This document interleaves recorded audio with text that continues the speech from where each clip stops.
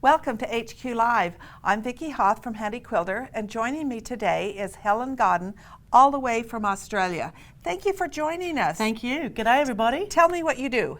I'm a quilter. You are a quilter. I'm the International Ambassador for Handi Quilter on the Sweet 16 and I love it. Right. And you have amazing quilts for us today. We are going to have a trunk show, and Helen's going to tell us a little bit about her life and show us a lot of quilts. So let's get started. Sure. Thanks, All Vicki. right. Let's do it. So thank you very much for being here, and I'm going to share with you today a bit of my story of how I became a quilter and my adventures with Handi Quilter and the Sweet 16.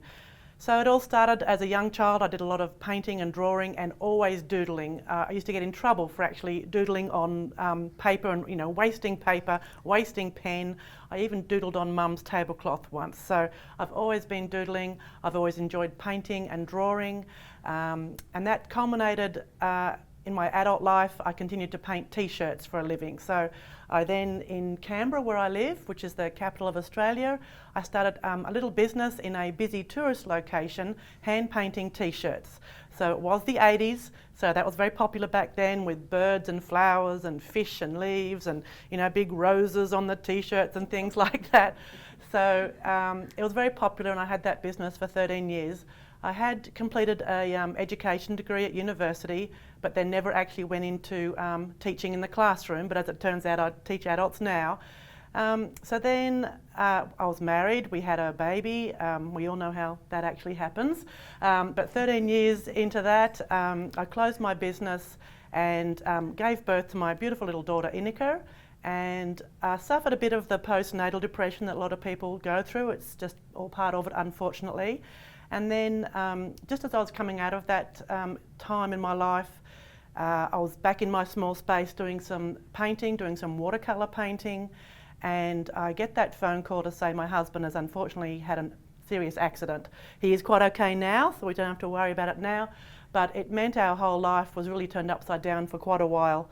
I was very lucky in that my parents were able to move from Sydney to Canberra. Sydney is only 3 hours north of Canberra, and they moved down and were able to help my husband and my daughter and I to get through this difficult time.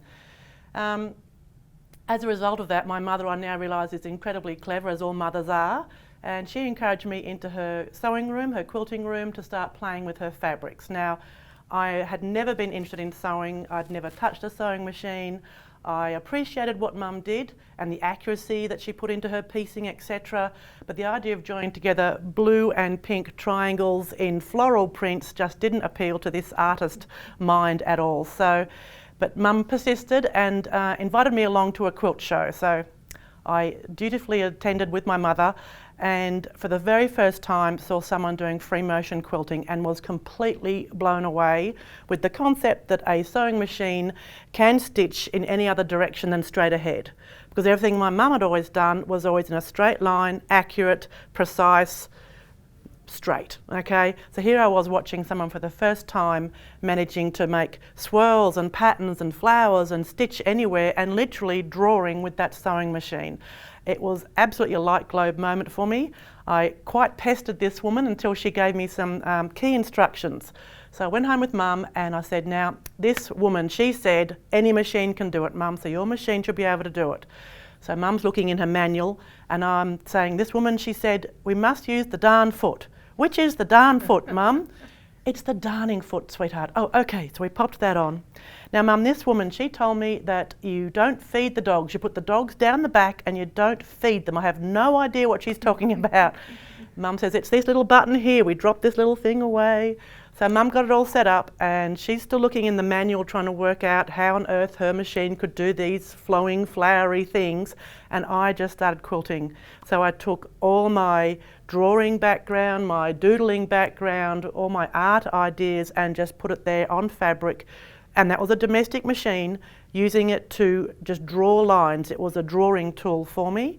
And apparently if I put 3 layers together, it's called a quilt, but otherwise I just was loving the ability to draw on fabric. So with that, I had stepped into that quilt world of which I knew nothing about it at all. So that was just one of those moments. So then pretty soon I've started to make quilts, and predominantly in the beginning they were raw edge applique, working on different designs and taking it to the local guild with Mum. And I could always tell if it was a good quilt, because you'd hold up a quilt and the audience, they sort of suck in all the and so your quilt sort of goes in like a sail. And this one particular quilt, one of the ladies said, "You should send that to Houston." I'm going, "What's that?" "It's a big show in America." So I did. I sent in the entry form and it was accepted into Houston, and I had no understanding of what that meant, to be accepted at Houston, to be on display. I really did not think very much of it at all. The next year came along and I thought I might try this again. Entered a quilt. I then get this amazing letter, back then it was letters, not email, saying that I'd won an award and that they were going to fly me to Houston and royal treatment with the red carpet. And I took this letter along to my guild and said, "Is this real or is this one of those scam things?" And they said, "You really have to go. This is a once in a lifetime. This is wow." And it's happened 3 times, but you know, that's all good. So off I went to Houston and experienced what that is for the very first time, and it was just mind-blowing. The quality of the quilts, the gathering of like-minded people. I went on my own and yet made so many friends, because you're all there with that common love of quilting and colour and thread. It was a total eye-opening week for me. Took me a long time to get over it. The following year, my husband came along with me to Houston, which was brilliant for him to see how I suddenly fit into this quilt world, how I'd suddenly found a new career for myself. Because prior to that, hand painting t-shirts and a teaching degree that I'd never used didn't look very much on paper at the age of 40 to start a new career path. It didn't look like anything on paper. And yet suddenly here I was, becoming part of the quilt world, being an award winner. There's been 14 awards at Houston, which in 15 years, which some people say a bit crass to count, but you know, you do remember your gold medals, there's no question about it. So then in that year with my husband came with me, in the very last half hour of Houston, someone said to me, "Go check out Handi Quilter." I said, "What's that?" Because I'd said to them, how am I going to quilt these quilts and keep them bigger but keep them flat? And so over to Handi Quilter we went, and that's when I met the great team there and saw for the first time a Sweet 16. At the time then it was an HQ 16. And I sat on that machine and my husband saying, "This is it, babe, this is it. This is the one you've got to get." He could see that that space was going to mean I could quilt larger, bigger, easier, with more control. He could see it straight away, and I'm like, hang on, thinking about the American dollar compared to the Australian dollar, just hang on there. And he was insisting, "This is it, you've got to have one, this is it." So we came home with a Sweet 16, and now we have Sweet 16s available in Australia, and that's all through Handi Quilter USA and our local distributors, and I'm so lucky to have become the international ambassador for this wonderful machine. So I love it. So that's since 2007, and then we introduced them into Australia in 2010, and then they've now moved outside into the rest of the world to share the love of quilting with a much bigger audience. So all my quilts are made on the Sweet 16. Very early on, they were on a domestic machine. In fact, I had won 2 awards at Quilt at Houston before I even owned my own sewing machine, because I was not going to be a quilter. I was an artist. I wasn't going to go down that path. But I'm just so lucky that art quilting is so accepted now in the quilt world that it's absolutely a major part of it all. I find it such a brilliant way to express myself. I mean, one of the reasons I love working in the quilt medium rather than formal artwork is the size I can get to. If I was still framing my artwork, there's the expense of physically framing a big piece, and then how do you ship it anywhere? I mean, just from a practical point of view, I love the quilting, that I can roll it up, put it in my suitcase. It adds all that texture into it. It's a touchy-feely kind of thing. We all love touching fabric. I mean, there's many a times I'm quite guilty of just stroking a piece of fabric. It's just part of the addiction, I think. So I have got quite a few quilts to share with you today. They're not necessarily in any particular order. They're not my award winners. So many of those have been sold.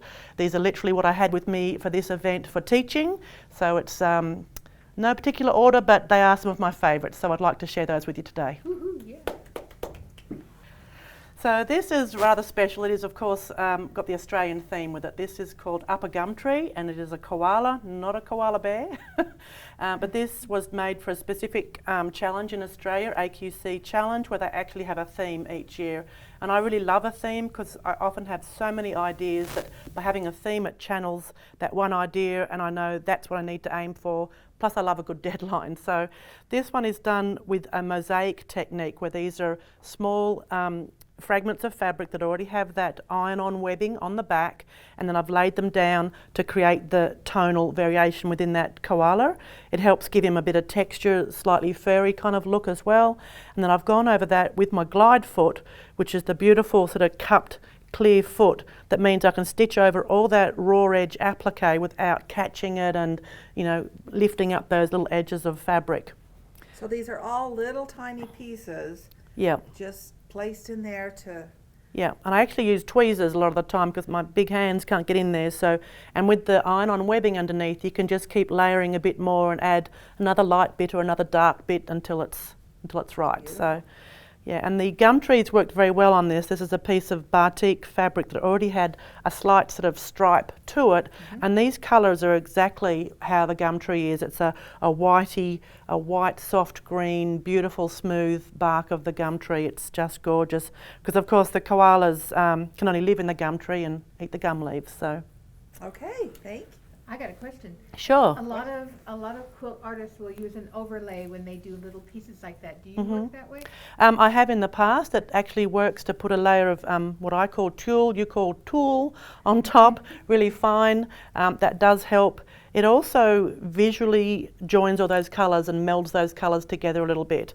So that is another option, is to use the tulle over the top, and that works really well. I think the collage quilting and mosaic quilting is very popular at the moment, so this is a good example of it.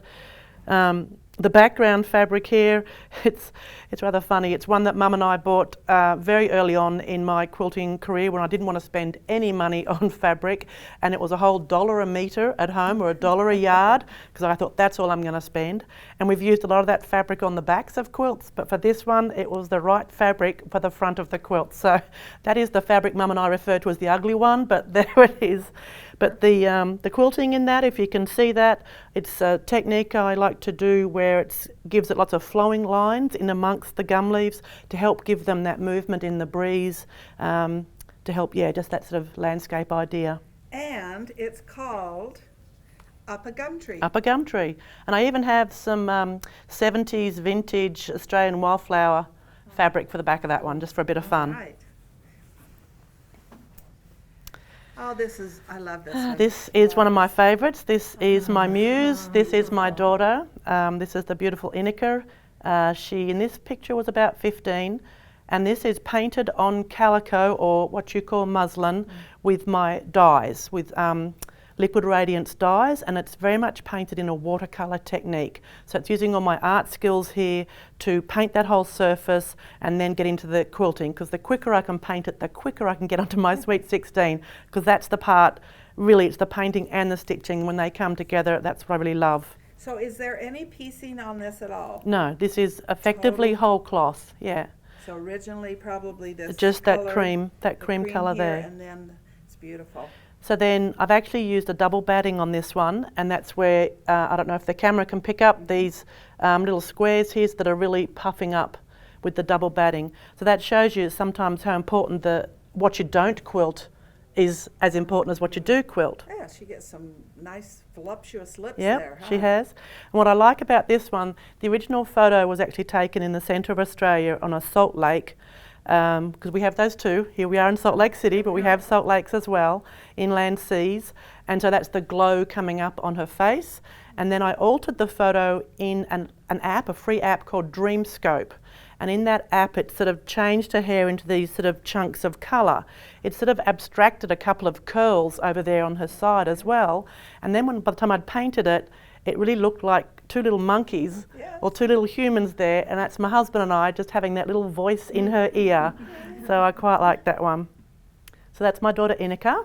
You know, the quilting in the face is really beautiful, and I think people have trouble figuring out how to quilt a face. What Yes. were you thinking when you planned that quilting? Because I don't often do straight lines, although I've got 2 here today, but I usually do more contour lines when I'm doing a face. So I usually will try and find a cheek and do sort of rounded contours and then have that line go up and over the nose to try and describe that, because quite often, for instance, just stippling on a face, it just completely flattens it.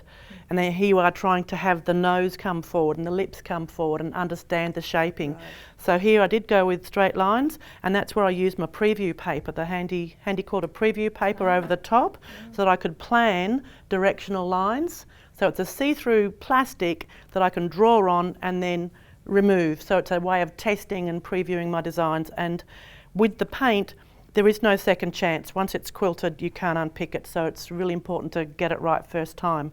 But I was quite happy with the different directions on that one. Because I had to go geometric because the whole thing has that Right. geometric feel to it. Yeah, Got it. yeah. Beautiful. Okay. So wonderful. Oh, I like this one too. So this really is a bit of fun here, and really shows you my sense of humour, quite frankly. So this again was another challenge quilt where the theme was tradition with a twist. So I've gone with the idea of traditional breakfast feast, but it's all a little bit twisted and not quite right. So we've got a lovely vase here with flowers that happen to be bacon and eggs. Sorry to the vegans out there. And this is our little bud that's just opening. Of course, that's an egg going to open up. If you see, the background is a watermelon, but it's actually an umbrella because there's its hook there. So the teapot is actually a fish bowl with our cutlery, seaweed and blueberry pebbles, and he's looking rather bemused about what's going on. And then over here we have the double-breasted pear, the zippered banana with the YKK zipper logo on there, a lemon that's all stitched up. I've got the orange peel here is more like pencil shavings, and then the strawberry with the pins. It's a pin cushion, and then the apple has the postage stamp. So I've even included a date that, you know, it doesn't really exist. It's the leap year for that year, and it's got my Australia Post, and it's got my dragonfly. So all my quilts have a dragonfly in them somewhere. But this is all painted on, again, the muslin, so that's the cream white coming through, painted with my dyes, and then I'm able to put that under the throat space of that Sweet 16 and just go crazy with adding all that extra detail in my quilting. So what I love is that this is a high impact design from a distance, but as soon as you get up close, there's so much more to see in that quilting. And I really want people to be able to stand and you know, have a giggle at what the quilting adds to the whole piece. And it really tells you more about my sense of humour as well and my, you know, quirky ways. So What is this called? Breakfast Banquet. And the label on this one I love it. is an egg. Bouquet, breakfast Bouquet, that's the one, breakfast bouquet. So again, down here, I've stitched in the white areas but left the purple checkers to puff up on their own. And on these, the texture is when I use the dye, but I add salt onto it, and that's the texture you're seeing through there is salt. Yeah. Oh, in the orange here, I can see that really. And then the quilting behind, I often refer to my quilting in the background as wallpaper, and in this case it actually is wallpaper. Right. But the idea of, it can be tricky, but I love having the quilting be behind those elements, so your mind knows that that feather continues behind, and that gives you then some depth in the quilt. Beautiful. Thank Bit of fun, you. bit of fun, that one. Fun. Oh. Yes, my favourite girl again. Luckily I've only got the one.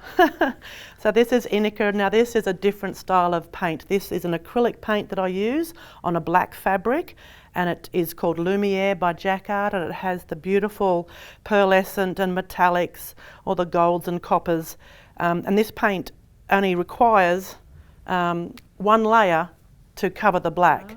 So I can get really strong colours and get a quite different look to when I'm painting in that watercolour style on the light colours, or the acrylic pearlescent on the dark colours.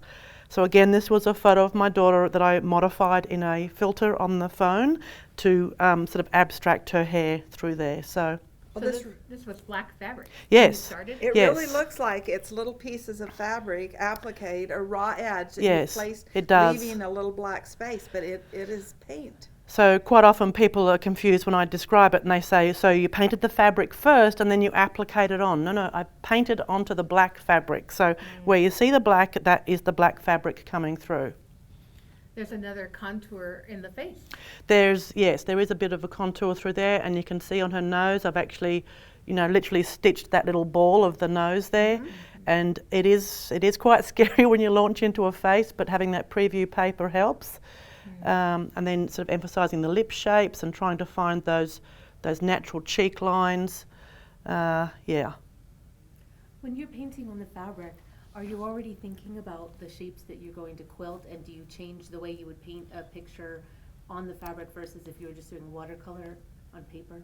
Yeah, I think it is all part of the same process. As I'm painting it or designing it in the first place, the quilting is coming, but it's always just a plan, it's always just a starting point, because you always change your mind as you go. That's the beauty of, particularly of art quilting, is it's such a creative process where you're asking yourself the what if questions along the way. What if I did do this with more flowing organic shapes rather than the straight lines? How would it look? What would change about the finished result? So I'm always asking those questions of myself. And I usually do have a pretty good idea in mind of how I'm going to quilt it, but I'm open to change as the muse takes me, so yeah. Do you ever stand back when you're partially quilted? Stand back and look at it so that you can say, well, that's... Because once you've quilted on paint, you can't go back. No, You can't, no, there's you no can't un, unpick there's it. no unpicking, there's no unsewing. A useful tool I do have is one of those little peepers through the front door, so then you can... It's the same as an artist closing one eye, basically. It helps you get the overall look and see it for what it is. Right. So through one of those peepers, or alternatively, even just taking a photo of it with your camera, just brings the whole piece together and you see it as one whole image, and you can straight away then see if there's a complete imbalance of colours or shape or something like that. Right. Okay. Yep. All right.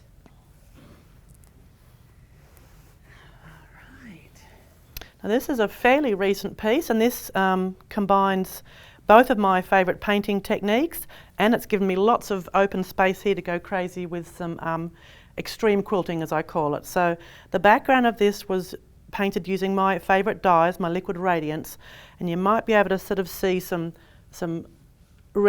angular, straight, sort of mandala kind of designs, and then over the top are the more decorative ones with the Lumiere paint, the metallic paint. But it did start with an ink painting here, just a freehand painting of the woman using an Indian ink. So the whole fabric started out plain cream, and then the black, and then the dye, and then the colours and all the stitching. And so it's called Content, because she is totally content in her own skin when she is surrounded by colour and vibrant patterns, and that's basically me, and that's how I wish I still looked. So there we go. Because I'm now a real quilter. I have got that fat quarter, but unfortunately it's turning into a whole yard. So yeah, so that's Content. So I love all the patterns, but again in here you can see I've tried to identify like her shoulder, her cheek, shoulder again, even her breast has that curvature on it around the buttocks there, and her bottom and her calf. You can see trying to find those muscular lines there, because I wanted to fill it with some stitching, but if I just went with a flat grid or stippling or something just straight, it just flattens it down to nothing. This actually gives her shape and contour. Right. That's perfect. So where's the black from in the background? You painted on cream, so where's that? Right, so this is actually my friend's Sharpie. I really should have... Is this Sharpie too? No, this is the black, this is ink, as in a bottle of Indian ink. But there is Sharpie, so anyone who knows me knows I don't leave home without a black Sharpie in my handbag. So I have drawn around the shapes after I've painted them with the Sharpie. So then when I stitch in there with the black, I've already got a good, strong, solid black line. Because just the one thread was not going to be enough impact, and going over it numerous times, hard work, so I use the Sharpie. Cool. This has so much detail in it. Do you, when you're going to make a piece this large, do you make a smaller sample first? Or like with her body, did you practice making those curves beforehand? No, this is where having had 40 years as an artist beforehand does make it easier. But for anyone else, they certainly could practice it on paper and draw on. I mean, I think I did draw on there first with probably a friction pen or something that I knew would disappear later. But I really wanted her to look very freehand and very loose. So I did use quite a wide brush and literally did that in about 2 minutes so that it was loose and very informal, and then we have the more formal surroundings. But I must say, when I'd painted her, I actually hadn't thought of this yet. I did just a whole series of just simple black on white, and then I've used them for various different things over the last, 12 months. Yeah. Yep. Okay. So this is just a little one, but this again is that Lumiere paint and those beautiful colours. This is one of my favourite colours here. What's it called? This is that Secret Weapon Jade, which I think you're wearing today in your little jacket there. It's that beautiful colour. But this is a typical class that I teach where I give the students a design to work from, and we paint and then we quilt and then we actually paint back into our quilting. So if the camera can pick up on that, what that does for me, my theory is that the stitch line, that the actual thread is so fine, and I'm trying to show off my quilting skills, and that's hard to actually see. By now painting in between those two lines, it now makes that a 1/4 inch wide and really shows off my patterning and has more impact. So the end result is that we're actually almost creating our own fabric, and it looks like we've had a piece of beautiful graded fabric with that pattern on it, and we've cut that section out in applique, but it's actually painted on there. So I just find I've got more control to really make it look how I want it to look by using my paint. So you have got quite a variety of quilting, and because you're not a piecer, you've quilted your own flying geese. Because in here. you know me, Vicky, I can't piece that, let alone a curved flying geese. I mean, a lot of people out there are probably very clever. I can draw it, I can quilt it, and I can paint it, but I can't piece it. And then we've got a spider web here in the center, and some continuous curve, which you call cathedral windows, which we've curved around there. And then I do like to include some area of more traditional looking piecing. So I call this paintwork because it's painted patchwork. See? Paintwork. So you've got the combination of paintwork and then the sort of more art quilting free form. Yeah. And your dragonfly. My dragonfly. Yep. So you didn't have to, because I thought when you said at the beginning you put a dragonfly in every one of those quilts. As all the quilts we've seen so far, is there a dragonfly? There can sometimes be one that gets missed, but in the main there should be a dragonfly I'm gonna there. have to go back and look to see. Don't anyone complain if you can't find the dragonfly. Just a quick sample here, another class that I do. This is called Crackpots, but it really is a still life abstract art class, but I don't call it that because people would be a bit terrified. So we create our own pots. We have an overlapping design area, which just gives us different areas to colour and different areas to practice our free motion quilting. This is a great way to practice. Yeah. And then we do have just some textural work here. We've got some metallic. The metallic thread I love to use is, of course, the Superior brand. They really are brilliant. I can stitch a whole quilt with metallic and have maybe one break in, 2 hours of quilting. And you know me on the suite, I stitch pretty fast. She does. Tell me what the name of these are. So these are my spirit dancers. These are the little fellows along here, but I just noticed there's actually a two-headed one here. So I usually say to my students, if you manage to have one head per pair of legs, you've achieved. But we're not going to unpick it. It's all part of the fun. Well, there might when be you one. quilt that, you quilt the heads and then you come back and do the body? No, Or what do you no, I actually do the legs first and then come back and do the heads. Okay. It is really fun to watch. Yeah, it's a fun one. It's a fun one. And then in this class, because it's sort of an abstract Picasso still life kind of class, I then have the students, I give them a challenge, and it's called the Dead Fish Challenge. And if you can see in here, there's a quilted dead fish, and they all sort of, what? But usually we find a shape that's suitable, and someone always says, yeah, I got my dead fish in. So we have a lot of fun in our classes. Okay. Now this is a bit different. This is something new. So this, well actually it's not new. The scarf is about 40 to 50 years old. It's actually a scarf, so an acetate or polyester scarf that was very typical souvenir back in the 70s. More than likely in America here too, you'd have them that represent different states or animals or regions, etc. So I've been collecting these now, and then I stabilise them and quilt them on the Sweet 16. But what I love about it is with that satin, I get that shadow every time. So it's dark and light with every stitch I make. So that's pretty heavily stitched. And you've added 2 layers of batting. That's got the double, it's got the double again. But I'm really happy with how that comes up. But it's also a bit of a social statement, because now, of course, our Ayers Rock, as it used to be called, is now called Uluru. So there's kind of a bit of a cultural cringe there as well. But yeah, it's something different you can do with scarves when you're out collecting them at the thrift shops and things like that. You never know what you're going to find. Now this is a complete step into the unknown for me, Vicky. Oh my goodness, this girl that doesn't piece, I have actually taught myself to do foundation paper piecing, and guess what? Never going to do it again. I loved the design process. I did enjoy making it, but I had no idea the patience and the accuracy involved, and accuracy is not my middle name. But this is a new pattern that I'm now going to be launching very soon, and it's called Crazy for Cactus, and I've even done some hand stitching on there, which to me is just wow, I can't believe I did it, but it's never going to happen again. So there we go.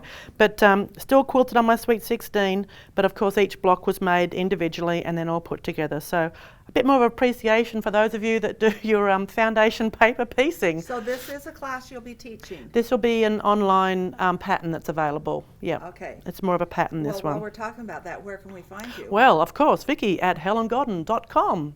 So that's my website where I sell all my patterns and my favourite painting products, my DVDs. I have lots of classes they can choose from. Some of those classes are run through the website and some are run through Facebook. And then So what's your name on Facebook? So on Facebook it's Helen Godden Quilts. Okay. So find me there, and my whole mantra is education and inspiration on a daily basis. So I'm always putting something up there for you to get you excited in your sewing room, get you quilting. There's always lots of information there, whether it be for domestic people or Sweet 16 girls. There's always something there for you. So find me on Facebook as well. So the quilting in this is so much different than what we've been seeing. There's a lot of straight lines in this. Was that hard for you to do straight lines after all the design? No, because I knew that's what this one needed. It just needed the simpler, slightly more modern look. I did not use a ruler, but I absolutely could have used one of the rulers to do this. But I just get in there and do things freehand. It's just how I am. So the rulers are great. I know a lot of the ladies out there are excellent with the Handi Quilter rulers, the way they can work them, but I'm really more of a freehand kind of girl. And what's this called? Crazy for Cactus. Crazy for Cactus. Okay. Oh, and This one's pretty special. This one is all couched. So couched with yarn onto the surface of that quilt. Now couching is something that has been around for a long time, the technique of couching. But usually on a domestic machine, the yarn goes through to the needle, but it stitches in a lovely straight line. Well, this girl doesn't really do straight lines. I want to do free motion. So I had been using yarn and other crochet type yarns in my bobbin and doing bobbin work on my Sweet 16, which is totally doable, except you only get about 2 yards on that bobbin and you just get started and then you've got to rewind another bobbin. So I really wanted to be able to work from the top of a quilt with the whole ball of yarn right there to feed through with me while I was doing my free motion work. So my dad and I designed a couching foot. We then tested it. We then brought it here to Handi Quilter. They tested it, they improved it, and now it's out there on our machines. So this is what's so great about the company. They actually listen to the quilter and listen to our ideas and make them work for everybody. So this is all using our couching feet. So this was a piece of hand-dyed fabric that graded from the lighter blue right the way through to the dark, and then I've couched all the different yarns on top. So when you're working in a landscape piece, you have to start from the back because you really want those trees to be on top. And then you want that tree on top. So this tree didn't come into it until I was almost down to there. Yeah. And then I have done a little bit of over dyeing just to darken some areas. But it all came together beautifully. The little log cabin was perfect with the yarn. And a lot of these are actually an acrylic yarn. because the acrylic is quite inexpensive to buy, and it's very consistent in its thickness, and it runs through the couching feet really well. And it's quite a forgiving technique because you're covering quite a big area, and guess what? You can't see your stitch quality, so it's quite forgiving. So, are there different weights of yarn on this, or did you stay pretty much to the same weight of yarn? I think this is predominantly the same weight, but you can use the thicker yarns because of course we have the 3 different size feet, so you'd use the bigger, the 3mm hole for a thicker yarn. But in the main I'm using the 1.5 mil, Okay. because that seems to suit for most of our average yarn. And this, most of this, or all of it, as far as I can see, looks like it's variegated yarns. You didn't use a Yes, solid no, color, I don't think I have used a solid. which really Maybe, gives you, maybe just here. But I mean, look at this beautiful colour through here. So then to get the effect of the water, it was just repeating the same, but getting that movement in there. Right, And then we've included, reflection. there's a lot of space down here with that fabric coming through to give us that reflective look down there. So this is actually based on Missoula, Montana is the actual place it's from. That's right. So the dark blue I see in the water, that's fabric. That's the peeking through? actual background fabric so that peeking gradiated through. fabric that you Yep. talked about that just went and then went to the dark. Yep. Yep. And are those trunks yarn as well? Yes, it's all yarn. I have actually stitched over that with a bit more texture to try and get the markings on those birch trees. And there is a little bit of dye I have added in there at times. But yeah, that's just pretty well all yarn, really. Wow. Yeah. Just another whole technique. And lucky for us, this hangs at Handi Quilter. It does belong to Darren. It does. Okay, one more of the couching. Yes. And there's 2 techniques that I know that you've got Yes. going here. So this one's pretty special. So it's got the couching again, but you can see it's very much in the Australian colours of our outback. So we've got a hint here at the Indigenous Dreamtime patterning, and then the spinifex grass and the sand dunes and a drought-stricken tree. And in the background these are what's called katajuta, which otherwise the olgas is the Anglo-Saxon name for them. Katajuta actually means bald head, and that's what those rocks do look like. They're a formation Yes, in the they middle. do. Yep, a formation in the middle of Australia. Absolutely ancient rock formations. But I've created this in bleach painting. So this again started out plain black fabric. What type of black fabric do you recommend? The cheaper the better, in actual fact, Vicky. So because the cheaper blacks are often over-dyed over something else, and quite often it's a red-based fabric that they start with to then over-dye to get it to be black enough. In the same way as our black trousers or black blouses will fade with washing, and they sometimes will have a brown look or a green look or even an aubergine kind of look, it's because it's been over-dyed over something else to get it dark enough. So the cheaper quality fabrics have often been over-dyed, and plus they have a little bit of starch in them to make them look more presentable at the shop, in the shop, and that little bit of starch also gives me more control when I'm bleach painting. Okay, so the process is to take the black fabric and to do your bleaching, your first, and then you're going to do your quilting of just your regular thread. And then, so how do you mark? If you were drawing, or did you just start? Do you have, because you can't use a blue marker. No, it doesn't so really this is where show. I use one of my markers that irons away. So I've got a marker called a panda pencil, and And we can find it on your website. on my website. But that's how I would just loosely draw some areas, do the bleach painting, neutralise it all, wash it and iron it, now sandwich it up, do all the background quilting, and then the couching up on top. So Quite light couching here, but when we get, let's just raise this up here. When we get down here, this is total couching. totally covered. This is not black No, that is the fabric black. showing, that is yarn. So from a distance, this actually gets a bit of a look of those 70s painting on velvet, which were those touristy things. We had them in Australia. Unfortunately, it sounds like you had them here. And that actually is what it looks like. It gets that slightly fuzzy look like those black velvet paintings. But this is my Dreamtime stitching, which is in the top up here as well. Right. So Recognize that. Australian Indigenous artwork is typically in the central areas, concentric circles joined by pathways. Now, we can't quilt we can, but it's hard to quilt just circles. We want to quilt a spiral to make that quilt line continuous. So this is my version of making that pattern, but in a continuous line. So I call that Dreamtime quilting. Beautiful. I call this one Slice of Australia because you're just getting a slice. Right. Yeah. So we have, we've been so fed with all sorts of information today. This has been so exciting, and I'm sure our viewers are just like, whoa, this lady, I've got to There's go to her lots to see. website, I've Yeah. got to see what, because you are truly an artist. You are truly an artist Thank in you. everything you do. Thank you. So thank you for joining us today. This has been incredible. I know that you have some block of the months, I think that's what you call them, Yes, that they yep. can go and Yep. join in on Yeah. and learn the painting. And the quilting. Yep. There's And- lots of different classes I have online. Yep. Right, and there's a quilt behind us Oh yes. here. Can we see that one? Yes, I hope that we're watching that. Right. Because that is, tell me about that quilt. So that was last year's block of the month, but it's still available to people now. So you come in, and once you've paid your membership fee, you then have a private Facebook group where you'll get access to every pattern for each month, and they get a video of me painting and a complete video of me quilting. And I'm on my Sweet 16, but And of course, PDFs and the of the PDFs designs, of the patterns, absolutely, even the patterns. colour charts, everything's there so that each month they can complete that whole block. And then at the end of the 9 months, we then have 1 month, which is all the finishing and the putting together, etc. So that's called Feathered Friends, Block of the Month, and that's on helengodden.com.